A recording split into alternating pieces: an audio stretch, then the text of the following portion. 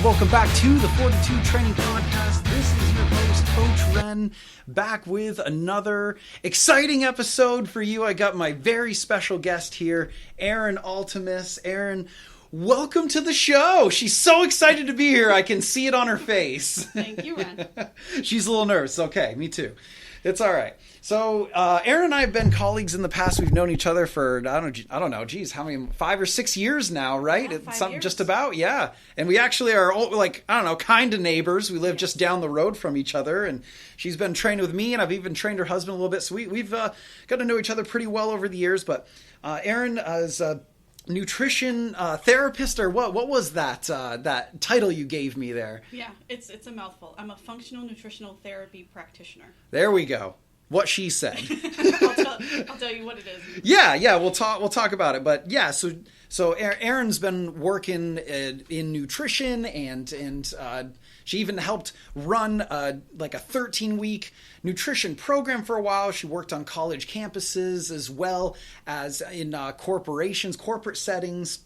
And she's worked with people one-on-one as a personal trainer and as an occupational therapist in the past as well. And she's had quite the journey with her own health and fitness as well, and has accomplished some pretty awesome things. So, yeah, Erin, can you tell us a little bit about like what you do with that awesome job title you gave us? Okay. Yeah. So my background is pretty varied, but all based around health sciences. So you'll see a theme there. I started as an occupational therapist and then moved into wellness coaching and personal training, and then from there into the functional nutritional therapy role. And so that's what I'm doing now, functional nutritional therapy. So what that means is I'm essentially, I guess what you could think of it as a holistic nutritionist. Okay. My job, my purpose is to help people balance their bodies in a bio-individual way. So I approach each person's nutrition individually, so there's no blanket programs or blanket protocols or anything like that. Each person is a bio-individual when they come to me, and they're treated that way. But our goal is to get their body back into balance using nutrition. And we do that by, I look at a person as kind of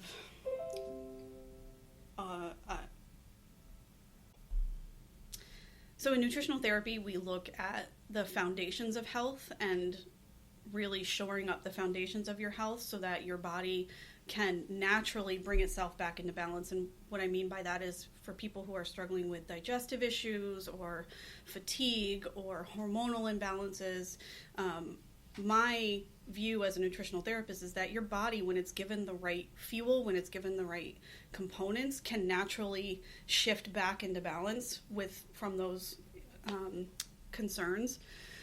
So the 6 foundations that I really base our work together off of are a whole food, properly prepared, nutrient-dense diet. That's the big one, right? We're going to be eating whole foods. We're going to prepare them a good, healthy way so that you're getting the most nutrition out of them possible.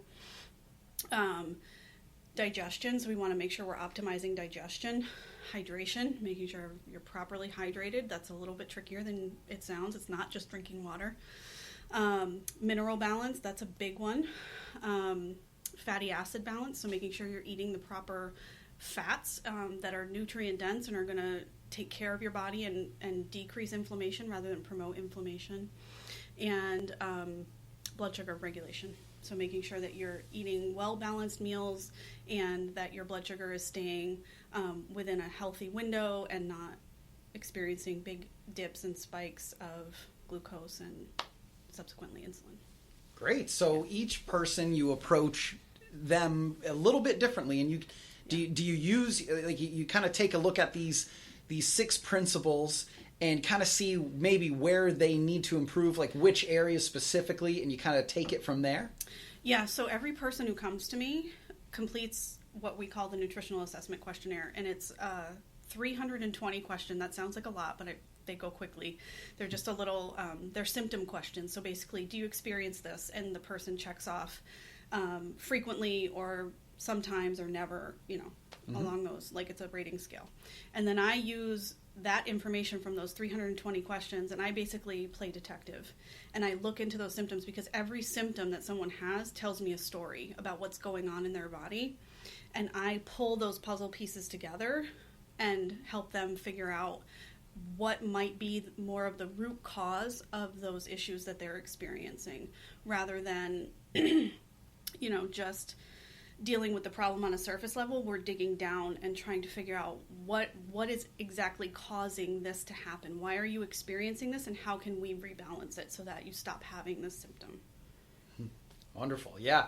And so do you find yourself working with more of a specific population of people, maybe people that tend to have, I don't know, we were talking a little bit about it before we started, but, people with autoimmune conditions and things of that, like digestive problems, do you tend to work more with people like that, or does it really vary? Is there some people that maybe don't have those things as well? Yeah. I'm open to working with anybody, but I primarily work with women who are experiencing digestive issues, who are experiencing fatigue, maybe hormonal disruptions. Basically, my ideal client is who I was a few years ago, and that's someone who is experiencing all of these symptoms and is being maybe told by their physicians or other specialists that they're seeing that there's really nothing wrong with them. They're fine. Their tests are fine. Their lab results look fine. There's really nothing to worry about. You're just stressed, or you're just, it's not a big deal, or it's just IBS, things like that. So people who just feel like innately they know that there's something more to what they're experiencing, and maybe are tired of being written off, maybe are tired of not having answers, and are looking for a way to get down to the bottom of what's actually going on. Interesting. So maybe you're finding yourself working with a lot of people that just are kind of out of options, or just frustrated of just being told, oh, you're fine, you're just stressed, or you're fine, it's just in your head, or something of that, like that. Yeah, exactly. I went through this most of my life, which is how I ended up here, because I knew that there was a root cause to what was happening to me. I've had digestive issues my entire life, and they only continued to get worse as I got older, and I kept searching for answers, and the digestive issues spiraled into hormonal issues and spiraled into some other things. And whenever I would do lab tests or try to get answers from doctors, I kind of got brushed off, or I got told that your labs are fine, so you're fine, or when clearly something wasn't. When clearly my quality of life was not optimal, and I was not feeling well, and I was coming in there telling them that I'm not okay. Something is not okay. Please believe me. And granted, I had some practitioners, and I do have some practitioners now who I work with for myself, who are amazing and believe me and listen to me, and I'm so thankful for them. But I did have a lot of experiences where I was not listened to, and I was not believed, and I didn't get the help I was so desperately searching for, and it led me to feel sick for way longer than I feel like I had to. And my goal is to help people not feel as sick as I did for less time than I did. Right. Yeah. Well, that's fantastic. So, and is this something you feel like you hear a lot from the people that you work with, the same kind of story where they've bounced around to different practitioners and just haven't, been told like, oh, you're fine? Yeah, I think especially for women, we tend to be, we tend to take on a lot. A lot of us have many, many hats that we wear, and that leads to a busy lifestyle. It leads to a high stress lifestyle, and that is often kind of discounted as the reason. And I'm not saying that it's not part of the issue, but I find that we can often dig deeper into why someone's digestion is not functioning properly. We can dig deeper into why they're not sleeping. We can dig deeper into why they're fatigued all the time, and maybe they're not meeting their goals in the gym like they want to, and they just can't figure out what the problem is. So just looking for something deeper, continuing to dig and use different tools than just the same lab results or the same tests that are, I guess, more common practice with like physicians and whatnot. And what sort of approaches do you take that that are different that allow you to do that detective work? I think really relying on listening to the person who's coming to me. So that's like your number one tool. Yes. Yeah. Yeah. Fantastic. Yeah.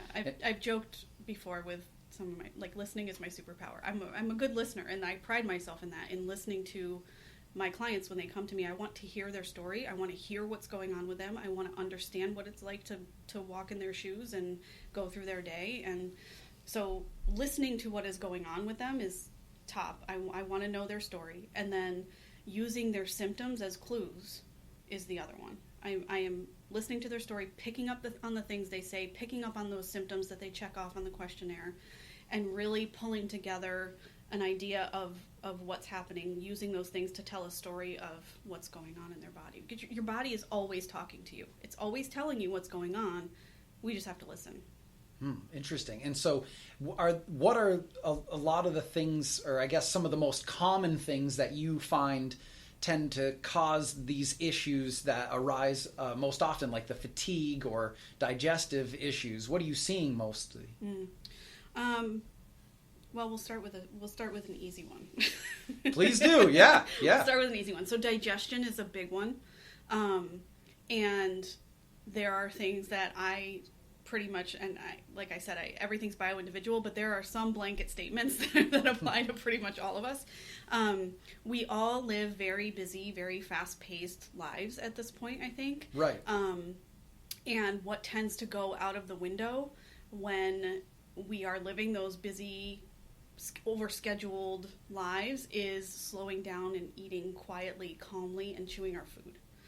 And the issue with that is that digestion is a north to south process. Digestion starts in your brain and ends, well, you know where it ends. Right? Please elaborate. No. It ends where it ends. So digestion starts in the north. It starts in your brain. So when I say that, what I mean is, in order to digest your food, your brain has to understand that food is coming so that it can prepare your digestive system to do its job. If we're busy driving the car or thinking about the work project or working at our desk or, doing 5 other things on your cell phone or whatever, yeah. While you're eating, it doesn't give your brain the opportunity to switch out of that stress, fight or flight mode and into your rest and digest mode. So it's kind of like your nervous system, kind of like the gas and the brake on a car, right? You can't press both at the same time and expect them to work properly. It's one or the other. Right. So we got to let off the gas and put on the brake when we're eating. We got to let off the fight or flight and ease into the rest and digest. So in order to do that, we have to stop what we're doing, get rid of the distractions, sit down, smell your food, look at your food, let your brain register, hey, there's food there. It's going to go in my belly in a minute. I got a job to do. And chew your food. Mm-hmm. Chew your dang food. I say this because I have to tell myself this every time I eat. It is just an ingrained habit from eating so quickly. And I would argue also from eating processed food a lot of my life. Processed food is very easily broken down. It doesn't require a lot of chewing. But chewing is another one of those things that tells your body food is coming, you have a job to do, it's time to start working on digestion. When you chew, saliva is released. Saliva contains enzymes, digestive enzymes that start to break down your food already in your mouth, and then your teeth do that mechanical breakdown in your mouth, right? Yep. So before your food even gets to your stomach, it should be broken down. Your stomach does not have teeth. You do not expect your stomach to break down that piece of steak. Yep. If you didn't chew it. If you're expecting your stomach to do that through digestive enzymes and stomach acid, you're asking it to work really hard when it shouldn't have to do that. You're asking it to go into overdrive to digest your meal. So those are top suggestions. Most of my clients will tell you that I tell them your stomach does not have teeth, you need to chew your food. Yep. These are the, that food should be really indistinguishable by the time you swallow it. If you can tell what it is with your